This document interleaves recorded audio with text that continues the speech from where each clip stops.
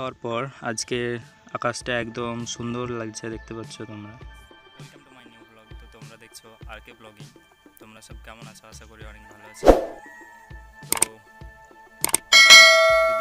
দু তিন দিন বৃষ্টি হওয়ার পর আজ একটু আকাশটা পরিষ্কার হয়েছে, তবে মেঘলা মেঘলা। 2-3 দিন পর বাড়ি থেকে বের হলাম।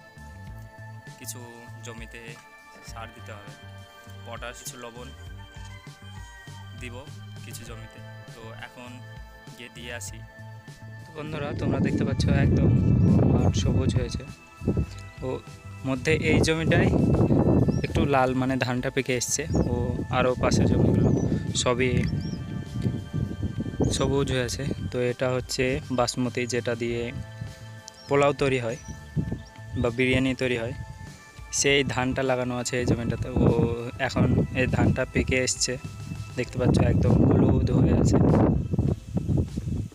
তো তোমরা কোনোদিন এভাবে বাসমতির মানে ধান গাছ দেখেছিলে? ভিডিওটা বানানোর সময় হাওয়া বইছিল, তো একটু ডিস্টার্ব যে হতে জমিগুলোতে সার দেওয়ার ছিল বা পটাশ দেওয়ার ছিল, সেই পটাশগুলো দিয়ে দিলাম।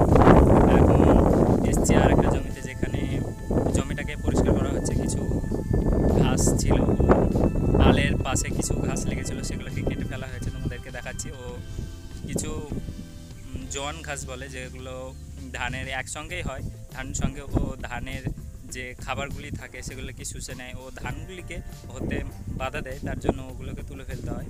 তো ওগুলো কীরকম দেখতে, ও আলটা কীভাবে পরিষ্কার করা হয়েছে। আলটা পরিষ্কার করার কারণ হচ্ছে যে জমিতে ধানটা ফলানোর পর ইঁদুরে এই আলগুলোতে ঘাস থাকলে তার জন্য আলগুলোকে আগে কেটে দিচ্ছে, যাতে ইঁদুরের যে আক্রমণ থেকে যেন বাঁচানো যায় ধানগুলোকে। ও এই পাশে অনেকগুলি জমিতে ধান ফুলিয়েছে, কারণ এখন ধান ফলানোর সময়। যে ছোটো ধান সেগুলো ফলানোর সময়, ও যেগুলো বড়ান ধান সেগুলো কয়েকদিন, বলতে এক সপ্তাহ 10 দিনের মধ্যে ফুলবে। তো তোমাদেরকে দেখাচ্ছি, এগুলো হচ্ছে ছোটো ধান যেগুলো এখন ফুলিয়ে গেছে। ও এই পাশেও দেখতে পাচ্ছ যে এই ধানগুলো ফুলিয়ে গেছে। ও যে মাসকলাইগুলো খেয়েছ সেগুলো দেখতে পাচ্ছ এই আলগুলিতে কীরকমভাবে মাসকলাইগুলি লাগিয়ে রেখেছে। তো এখন তোমাদেরকে দেখাচ্ছি যে আমাদের জমির আলটাকে কিভাবে পরিষ্কার করেছে। আমাদের জমি যেটাতে অনেকগুলি গাছ আছে, এটা হচ্ছে যেটাতে বীজ ফেলানো হয়েছিল সেই জমিটা আমাদের, তার জন্য ঘাস রয়ে গেছে, পরে হয়েছে ঘাসগুলো তার জন্য। তো এখানে এই আলটাকে পরিষ্কার করা হচ্ছে। ও ওই জমিটাতে যে ধানগুলো হয়েছে এর জন্য পরিষ্কার করা হয়েছে। এখানে দেখতে পাচ্ছ যে কিছু ইঁদুরে মাটি তুলে রেখেছে, তার জন্য আলটাকে কিভাবে পরিষ্কার করেছে পুরো আলটাকে দেখাচ্ছি তোমাদেরকে। এটা হচ্ছে কচুরিপানা যেটা হয়েছে জমির মধ্যে। ও এইভাবে পুরোটা একদম ক্লিয়ারলি ছাড়িয়ে দিতে হবে, ঘাসগুলোকে তুলে ফেলে দিতে হবে।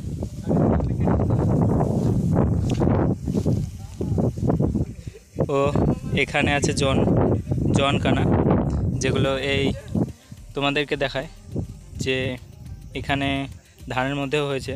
তো এগুলোকে তুলে ফেলা হচ্ছে। এখানে অনেকগুলি জনকানা কেটে রাখা আছে, কারণ এগুলি ছাগল ও গরুতে খায়। ও এই আমাদের জমিটাতে আর কি যে ধানের ফুলগুলো ফুটছে, আর এই জমিটাতে মানে পরে বীজ তোলা হয়ে যাওয়ার পরে ধানটা পোতার জন্য ধানটা এখনও ফলায়নি। তো এই দেখছো যে সব ঘাসগুলো তুলে ফেলে দিয়েছে। এখানে পুরো আলটাকে একদম সুন্দরভাবে পরিষ্কার করেছে। ও এই ঘাসগুলি বাড়িও নিয়ে যাওয়া হবে ছাগল গরুতে খাওয়ার জন্য। ও একসঙ্গে দুটি কাজ হয়ে গেছে। জি, ও ওখানে আছে মামা ও ছোট ভাই, যারা ওই ঘাসগুলিকে কেটে ফেললো। এই ঘাসগুলিকে কেটে ফেলেছে। ও যে জনকানা ও কচুরিপানাগুলি আছে সেগুলিকে তুলছে জমি থেকে। সবাই কচুরিপানা দেখেছো, এটা দেখো কচুরিপানার ফুলটা একদম খুব সুন্দর আর একদম সুইট কালার, অতুলনীয় একটা ফুল। চলে এলাম আমি পাশের মাঠটা। এখানে কিছু ছোট ছোট জমি আছে আমাদের, যেগুলোতে ওই সারগুলো বলতে পটাশগুলো ছিটিয়ে নিই। এটা হচ্ছে আমাদের জমি, যেটাতে ধানটা হচ্ছে কামনিভোগ ধান, যেটা পায়েস খাওয়ার জন্য ব্যবহার করা হয়। ও এটার পায়েসটাও অতুলনীয় খাওয়ার জন্য। আর এটার একটা সেন্ট আছে, যদি তোমরা কোনো দিন মাঠ দিয়ে যাও তাহলে এই ধান গাছের সেন্টটা পাবে, দেখবে।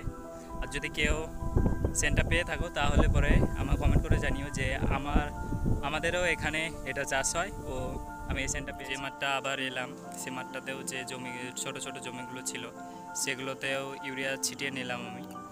তো তোমাদেরকে আমি এখন আর দুটি জিনিস দেখাবো আমি এই ভিডিওর মধ্যে। একটা হচ্ছে কাশফুল, যেটা মাঠে একটা জংলি ফুল হলে পরেও মাঠের সৌন্দর্য অনেকটাই বাড়ায়। ও ফুলটা একদম সাদা রঙে। ও একটা গাছ দেখাবো যেটা ভিডিওর লাস্টের দিকে থাকবে, বলতে এই ফুলটা দেখানোর পর দেখাবো। তো তোমরা দেখতে থাকো। তো বন্ধুরা, তোমরা যে সামনে গাছটি দেখতে পাচ্ছ, মানে যে ঘাসগুলি দেখতে পাচ্ছ, গাছ তাতে যে সাদা সাদা ফুলগুলি ধরে আছে সেগুলাই হচ্ছে কাশফুল। এটা একটা ঘাসের মধ্যে এই ফুলটা ফোটে।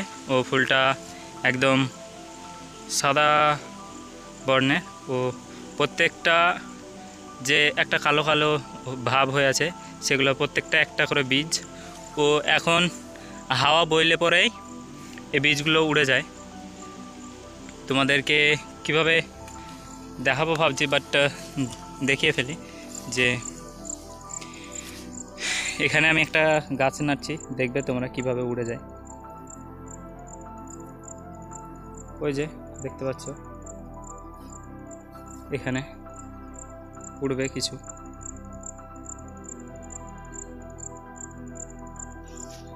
বা এই যে দেখলে উড়ে চলে গেল। এখানে একটা আমি হাত দিয়ে দেখাচ্ছি, এই যে হাত দিয়ে দেখাচ্ছি, এটা এইভাবে উড়ে চলে যাবে একদম। ও আরও বিস্তার ঘটাবে এই ফুলটা। এটার নাম হচ্ছে কাশফুল। ফাইনালি কাশফুলও দেখিয়ে ফেললাম। লাস্টের যে গাছটা আছে তোমাদেরকে আমি এখন দেখাবো। আমি কাশফুলের মধ্যে দিয়ে আসছি, কারণ এটা একটা গাছ হয়ে গেছে, কাশফুল গাছ হয়ে গেছে, তার জন্য এই রাস্তা দিয়ে আসতে হচ্ছে। তো এখানে যে জিনিসটা আমি দেখাতে চলেছি সেটা হচ্ছে একটা লজ্জাবতী গাছ, যেটা ছোট আকারের। আমি এর আগেও কিছু লজ্জাবতী গাছ দেখিয়েছি আমি তোমাদেরকে। তো এখন দেখাচ্ছি এই লজ্জাবতী গাছটা কেমন দেখতে, সেটা তোমরা দেখো। এখানে যে লজ্জাবতী গাছটি আছে, এটাকে যদি ঠিকভাবে পরিষ্কার করে দেখাতে যেতাম তাহলে পাতাগুলো বুঝে যেত ও গাছটিকে দেখানো সম্ভব হতো না। তো এখানে দেখতে একটু অসুবিধা হলে পরেও গাছটিকে এভাবেই দেখাতে হচ্ছে, কারণ পাতাগুলো বুঝে গেলে পরে গাছটা দেখানোর কোনো মানেই হতো না। তো আশা করি তোমরা এই ইস্যুটা একটু বুঝবে। বন্ধুরা, এতক্ষণ ভিডিওটা দেখার জন্য অসংখ্য ধন্যবাদ। আবার দেখা হবে নতুন একটা ভিডিও নিয়ে, নতুন একটা দিনে। ততক্ষণ বাই বাই বন্ধুরা।